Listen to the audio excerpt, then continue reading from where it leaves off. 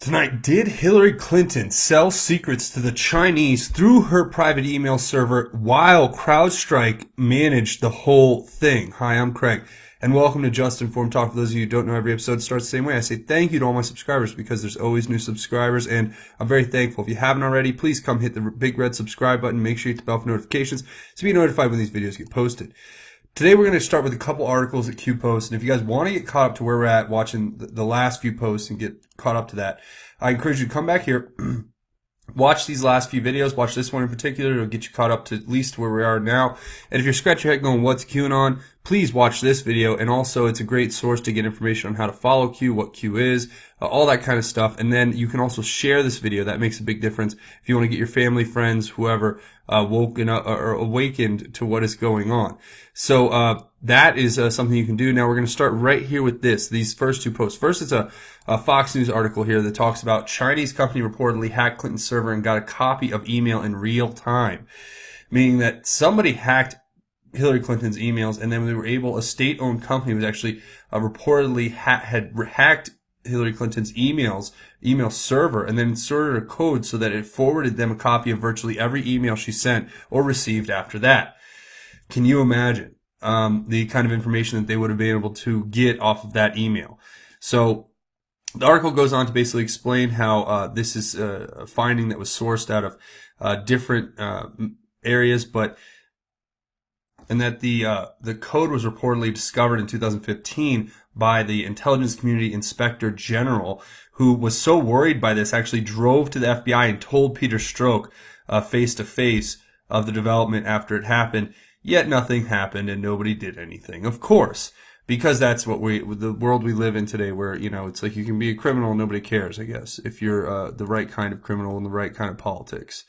So here we go. This is an article that Q puts with this other article, the Fox News article we just looked at, talking about Congressman Nunes, and he sought a meeting with UK spy chiefs in London. Now, this reads kind of like a hit piece on Devin Nunes, basically saying that he went over there to London, I guess, and tried to set up a meeting with the heads of MI5, MI6, and GCHQ, and they never actually got around to having that meeting. And basically, it's so weird to read this story because it writes it says things in ways that make it sound like Nunes was over there in London trying to get dirt on President Trump's political rivals, when in reality, he's a congressman who would want to ask questions about the illegal nature of the spying that was going on, how a former spy, Christopher Steele, was able to actually put together this fake dossier and then somehow get it into the U.S. government, and then they use that as an excuse to spy on President Trump's campaign and him after he was elected. So this is just a really ridiculous story.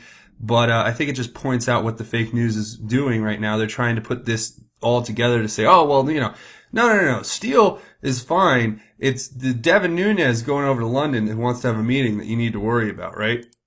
I think that's the way I read it. If you guys have a different take, please leave your thoughts down in the comments. And the next one is Q responding to himself. Q gives us this article, which basically lays out the fact that there were, in 2010, there were around 18 to 20 CIA assets in China who were discovered by the Chinese government and either imprisoned or killed. The question is really, how did they get that information? And what's being alleged by Q, basically, as I've written about here over on justinformednews.com, again, that's justinformednews.com if you guys want to come check out this latest article I just posted, is it's asking the very important question, was Hillary involved with the transfer of that information to China?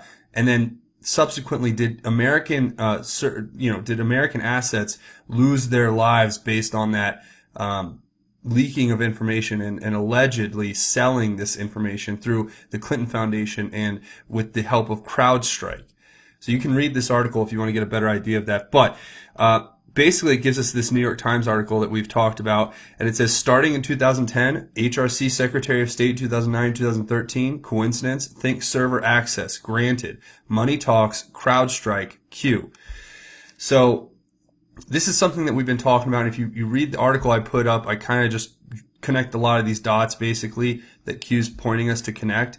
And it's asking this very important question. Did Hillary Clinton use a private email server and store classified information on that private email server so that she could sell that information to foreign actors who contribute donations to the Clinton Foundation? And was that arrangement basically ran by CrowdStrike, to where CrowdStrike, this IT company, IT firm who goes in and analyzes the DNC servers and never really makes any of their findings like publicly available, and just works in a lot of dark secret, or they don't make the real findings probably available, I would say, but we have to really wait and see on that. But did they work as the go-between to say, okay, once they saw the funds posted to the Clinton Foundation accounts, then they drop the firewall on the server, Chinese walk in, grab whatever they want, boom, firewall's back up, nobody else. And it's how you regulate that access, right? That's how you would sell the access, because it's a convenient story that they just came out with about Hillary's email was hacked by the Chinese, but, it doesn't make a whole lot of sense as to why people in government knew about it and nobody did anything. Right? And nobody said anything other than to bring it to certain people's attentions, and then it never came out publicly really at all. And this is basically the insinuation Q's making, but I'll let you draw your own conclusions. So in the next one here, it's Q left out the R in server. Q says error not intended right here. Sever should be server. Missed the R. Q said it wasn't on purpose, so it's something we should probably just glance over. Now, the next thing is interesting. Q says nothing to see here, and he gives a screenshot of when you type QAnon into the Google search. And it's funny because I used to do that. When I would do it, I'd hit the video channel button, and all my videos would pop up almost in the first or second page. And now that the mainstream media has gone after it and Google's fixed their little algorithms, it's like you can't even find a video from me when you type QAnon in. So it is what it is. But I just thought that was interesting. Q's telling us, I think, pointing us to the fact there's 3.8 million results in 30.32 seconds about QAnon from Google. So nothing to see there, guys. Now, the next one is this. You all remember this right here. This is the post from Q a while ago talking about who is where and what, within the Department of Justice and the FBI.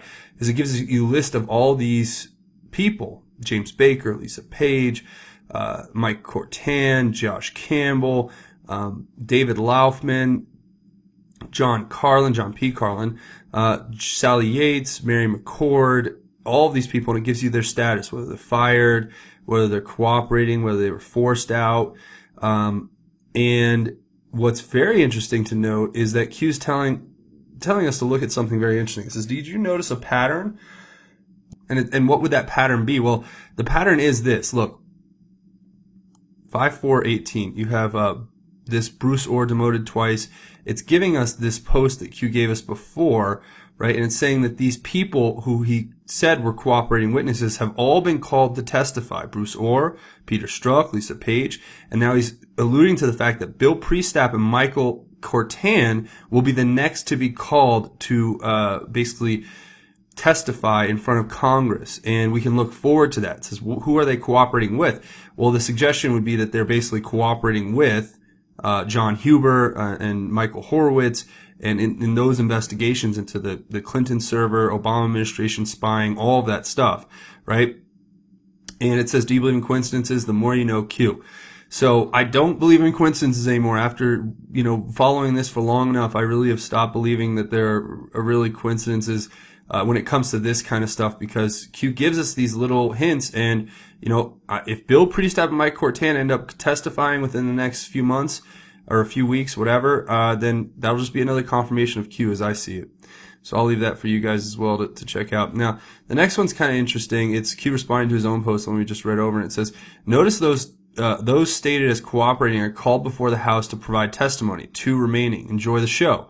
And that's what I just went over, that Mike Cortan and Bill Priestap will be the next 2 to be called in front of the Congress to testify, and it will be very interesting. Now, the next post here is this basically an anon posting this story, and Paul Sperry, who former DC bureau chief for Investors Business Daily, actually puts these little tweets out, right?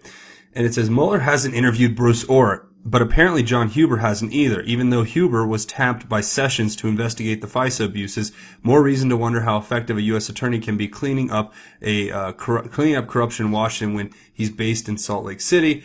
And then Sperry goes on to say, more and more Mueller's investigation into Russia collusion appears to be designed not to protect the country, but to protect his former FBI DOJ regime and their political espionage crimes. He has to find something, anything, to justify their crimes. Now, then it goes into this cutout of a part of a report from the Gateway Pundit, right? And it was kind of basing, I guess, its article off of this. And so we'll read it and we'll look at the article in a second. But it says, special prosecutor tapped by Sessions to investigate FISA abuses has not interviewed Bruce Ohr. In March, Attorney General Jeff Sessions announced he would not be appointing a second special counsel to investigate crimes committed by Obama's FBI and DOJ. Rather, Attorney General Sessions revealed U.S. Attorney John Huber will be the top federal prosecutor who will be investigating FISA abuses. U.S. Attorney John Huber was first appointed to his position by Barack Obama in 2015. 5 months into John Huber's FISA abuse investigation, and he still has not interviewed twice demoted DOJ official Bruce Ohr. Ohr is a key player in the FISA abuse scandal, so why hasn't he been interviewed by Huber or Mueller? Bruce Ohr was acting as a back channel for dossier author Christopher Steele after the FBI terminated him in November of 2016 for breaking protocol by leaking to the media. It says, quote, more of a reason to wonder how effective a U.S. attorney, John Huber can be cleaning up the corruption in Washington when he's based in Salt Lake City. And this is from an investigative reporter, Paul Sperry, this guy we just looked at the tweets from. It says, investigative reporter John Solomon also revealed Tuesday that Robert Mueller hasn't interviewed Bruce Ohr yet either. Bruce Ohr arrived at Capitol Hill Tuesday morning for a closed-door grilling from House Oversight and House Judiciary members over his contacts with dossier author Christopher Steele. GOP lawmakers said Tuesday afternoon that Bruce Ohr was being cooperative and answering questions at the closed-door deposition. Bruce Ohr, former FBI lawyer Lisa Page, and Fusion GPS co-founder Glenn Simpson may be called back to testify together to iron out the discrepancies in their testimonies. What exactly is Mueller and Huber doing if they are not questioning key players like Bruce Ohr? Mueller's investigation into Russian collusion appears to be designed not to protect the country, but to protect his former FBI DOJ regime and their political espionage crimes, says Sperry. Okay, so, and then this is the article itself. It's written by this Christina Laila, whatever. And, I honestly, reading through that and reading through the article, it's not exactly what you would think. It's misleading, and that's what Q says. So this is what Q says about this article. Q asks, or says, logical thinking. How did this fake, misleading story pop up? And it gives us this Hannity reference. Now, the YouTube is a broken link here, but the next post, Q actually gives us the link to the actual Hannity show last night. And it gives us these timestamps in Hannity's show where you actually have, John Ratcliffe, John Ratcliffe, the Texas congressman, saying that he wants Huber to contact his office regarding Bruce Ohr documents, right? And then there's other parts in the show where it says that it was just learned that Bruce Ohr was not interviewed by Huber, and it was based on comments from the 2450 and statements made by one congressman who does not know if Huber has already interviewed Bruce Ohr. And that's basically what Q is saying, is that it was a statement made by one congressman who doesn't know if he's been interviewed by Bruce Ohr. But then it says, see how fake news works, see how fake news works, see how clickbait works, see how emotional pushes to targeted readers works. Q. And what that's saying is they took this little reference to a congressman not knowing that Bruce Ohr whether or not Bruce Ohr had been interviewed by John Huber, and they turn it into this big story, and then they push it as, oh, well, not only has Mueller not done it, but then Bruce Ohr hasn't been interviewed by John Huber. So the main takeaway from here is basically that if you look at it in connection with what happened on Hannity last night, and then they make this fake news story, and then they try to mislead you, and it's all about clickbait, fake news, whatever. That's what the system is. That's what Q is trying to combat right now, because and I guess the Gateway Pundit wouldn't be the best example maybe for every instance, because they do some decent reporting here and there. But the reality is that it's rampant and it's throughout all of the media. And at this point, this story needs to be nipped in the bud because look, Q's saying it's not real. What the reality is that Bruce Orr has been interviewed several times, not only by the Hussein administration. They've had many filed 302s against him while he was working for Hussein's FBI, but then also under Trump, President Trump. So, and James Comey and then the IG and yeah. So there's a lot of people who are involved in those interviews. Now here's Q posting a link to the timestamps that were in that last post here. These timestamps, they don't necessarily line up with the video that was provided, but you can find the information in there where we went over it. If you guys want to, just watch yesterday's video that I made where we actually watched a section of Hannity to clarify what the congressman said from Texas about John Huber. So the next one here gives us these two links, right? Basically one link and then an archive. And in that, you can actually see Q points us to footnote 5 of this document, which we read before is the Grassley letter to the Attorney General and the Deputy Attorney General and to Michael Horowitz. Now, what Q wants us to read here is actually this footnote. The footnote is number 5 in the second document here, I believe. So yeah, here it is, and it's exactly what Q posted here. Is he copied and pasted almost these exact things, where it's talking about the 302s that were filed and the interview dates when Bruce Orr was being interviewed. So you have 4 interviews with the Hussein FBI before President Trump took office. Then after, you have 4 or 3 more with James Comey ran FBI under President Trump. Then you have interviews that came with James Comey and the Inspector General. And the last interview date, which was Bruce Orr's 5, not the last one, but the last one before James Comey was fired, was actually the day prior to James Comey firing. Bruce Orr was brought in for an interview with the president of the president of the United States FBI agents, and then Rod Rosenstein's put here in the metaphorical brackets kill box. So maybe he's the next one to go, probably. But it says Orr is 302s, then all the way go into the Inspector General all the way up to May. And Q tells us there's meetings not yet released. So there's 7 more meetings or interviews that have not been even released or talked about. But we have Bruce Orr being interviewed by the Inspector General going all the way up to May 15, 2017. And Huber is working with the Inspector General, Michael Horowitz. So it's just a lie to think that, Orr hasn't been interviewed by, John Huber. Well, if John Huber is working with 470 investigators and Michael Horowitz, I would say that if Michael Horowitz is investigating and interviewing Bruce Orr, then it would only make sense that Huber would have access to that same information. So it's just another failed attempt at fake news, and I really think it's important that we keep pointing that out. Now the next one is an interesting one. It says, "Shall we play a game?" And it gives this DNI.gov basically link.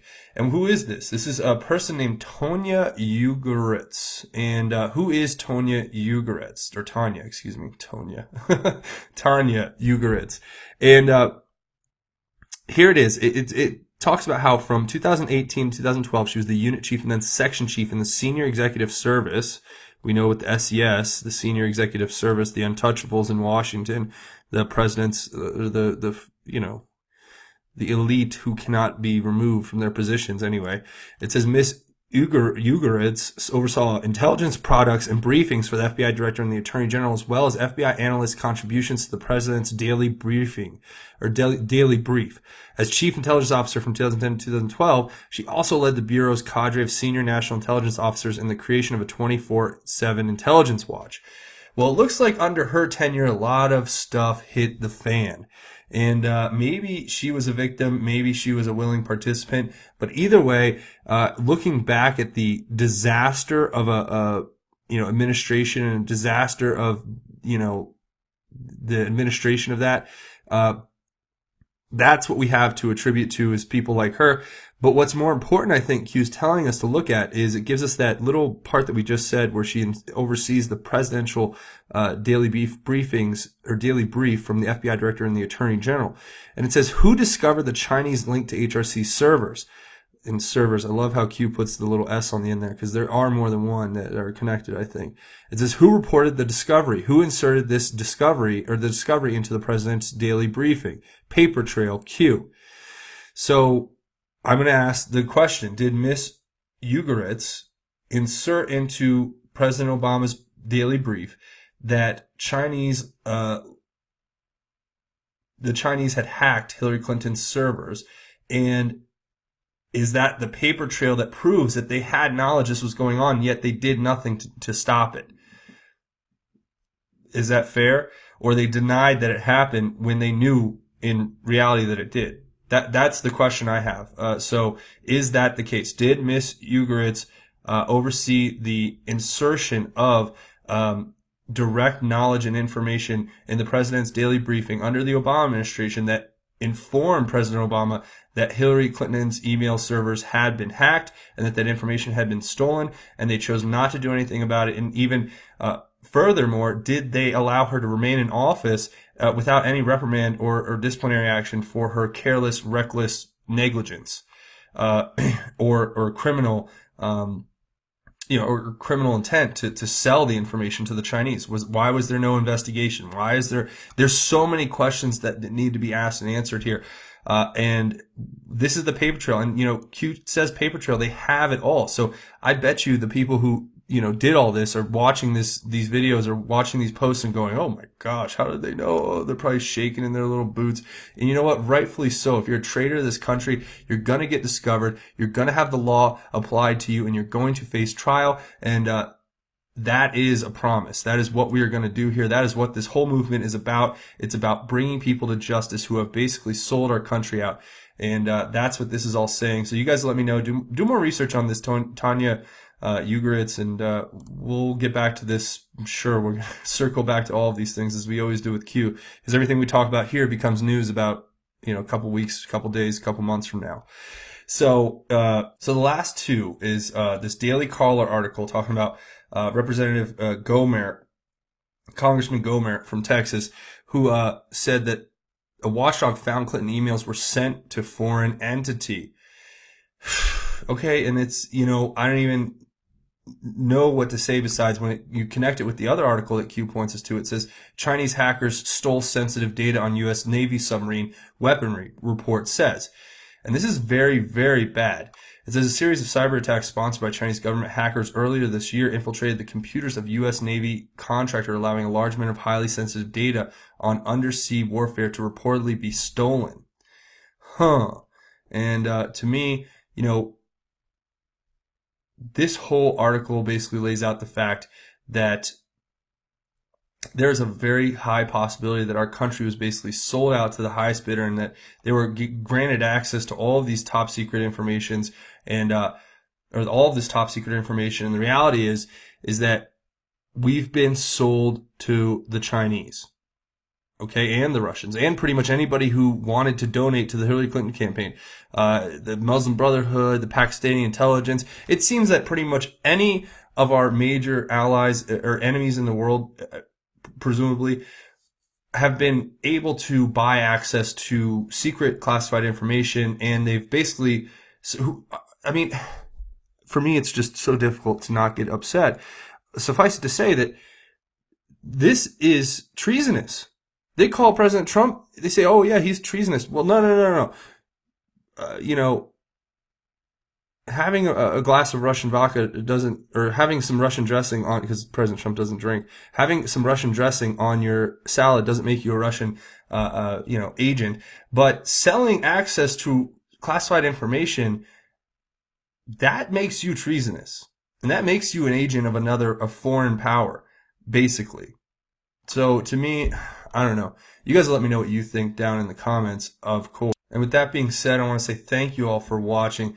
And hey, so a couple things. If you're looking to help out the channel, the best way to do it is come here to the landing page, click the big red subscribe button, make sure you hit the bell for notifications. That's the best way. Second best way is to spread these links, share this information, get it out there. I really appreciate that. Now, another great way is to scroll down at the end of this video and leave your thoughts, theories, and insights in the comments, because like I say, at the end of each one of these videos, we try to have our own QAnon research board. We don't just talk about, Q posts. We talk about everything. We talk about politics, culture, media, religion, all that. You guys can get down there, have a great conversation. There's so many smart people, so many thoughtful insights, and I guarantee you, even if you can't comment, you're going to learn something that you didn't know previous to watching this video. That being said, I also want to encourage you all to come over here and find me at justinformednews.com, where I'll give you even more content. So not just the videos where I go and do my talks, but then also we'll have these articles that I'll write, and I'll try to keep posting content every day and keep this fresh. And hopefully the idea is to grow this into a larger site that we can just report the news every day. But it's going to take you guys supporting it by coming over and seeing it. And that is, of course, reading this latest article would be a great way to do that, because this article actually details a lot of what we went over today, but some people prefer to read it. I don't know, whatever you like, whatever helps you get the information, and then you can share this, spread this article out there. I really appreciate that. So again, come to justinformednews.com. And again, guys, this is in the beta, so you see the website's changing quite frequently. And right now you can probably tell I have no advertising, no nothing. So there's no monetization here yet. It is literally just a beta website. It is for you guys to come use. It's for your benefit to come and get information that I think is important. So to our movement to the truth and to getting the facts out there, to countering the mainstream media narrative.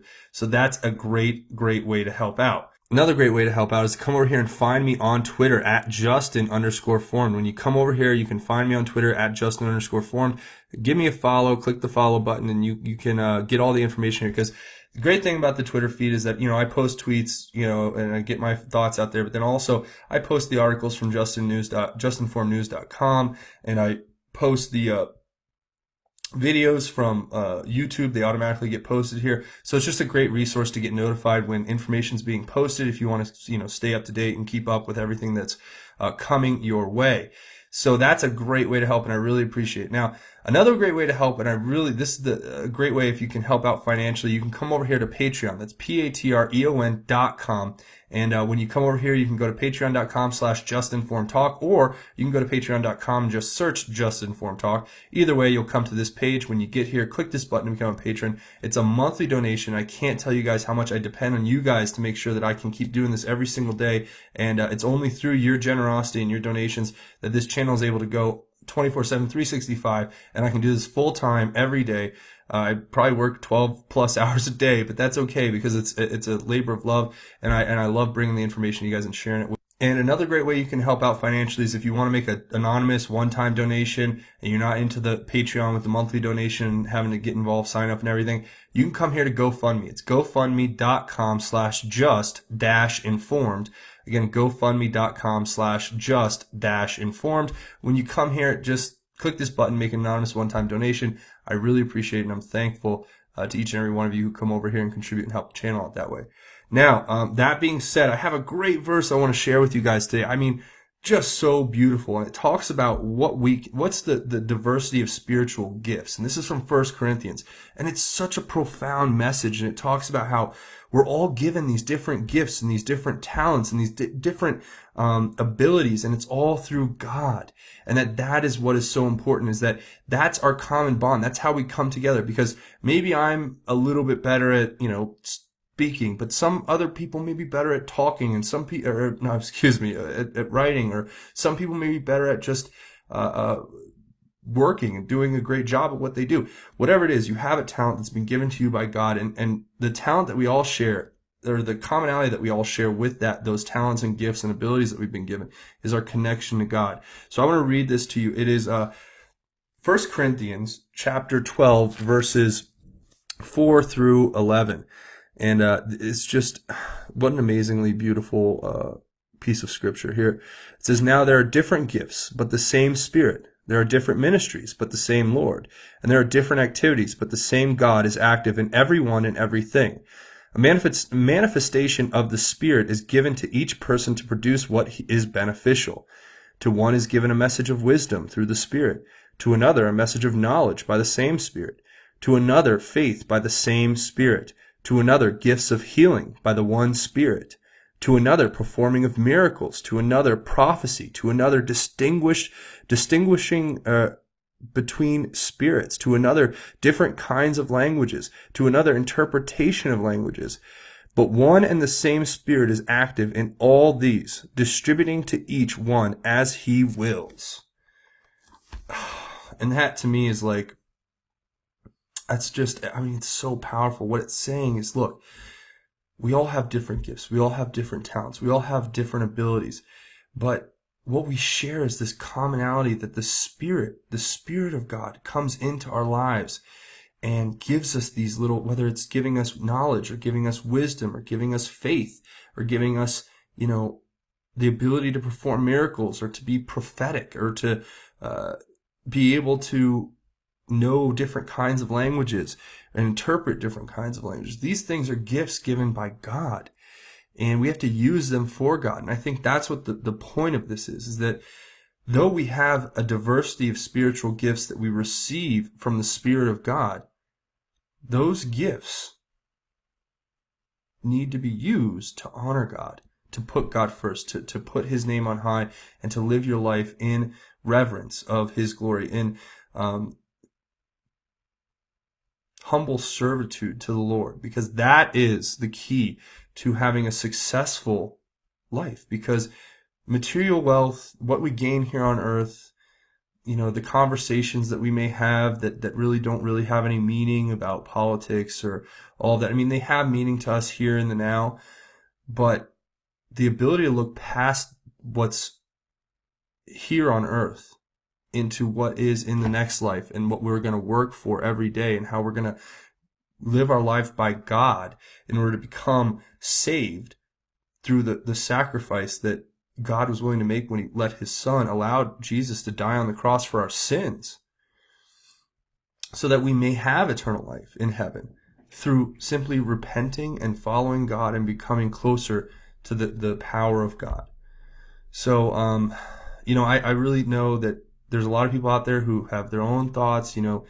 Maybe you're a different, religion, maybe you read a different Bible, maybe you interpret something a different way.